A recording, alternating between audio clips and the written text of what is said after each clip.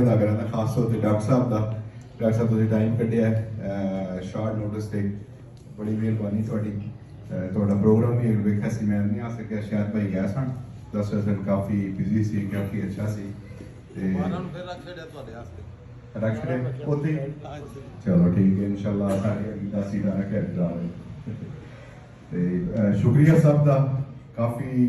भाई अज पहली दफ़ा इस वजह तो भी मिले ने पट्टी साहब हाफजाबाद के मेरे 4-5 दोस्त जोड़े ने इस वजह तो वजह तो बुलाए सन साढ़े चार्ट एसोसिएशन के सारी मेरी साहब एसोसिएशन के प्रेसिडेंट ने अपना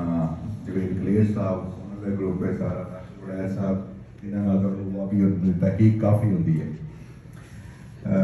बाकी सारे भाइयों का बहुत बहुत शुक्रिया खास तौर पर फरूक भाई ये भी पाकिस्तान जेट लैग में सन आ गए ने कुछ कुरैशी साहब ते आसम भाई ते स्टोनी क्रीक तो आए ने ते इन्हां दा राह भी लंबा ते भुख लगी सन तां वास्ते नहीं ते मज़ा ते आ रहा सी ते once again thank you everyone खाना रेडी है तुसी हुण हेल्प योरसेल्फ ते पंजाबी खोल दिओ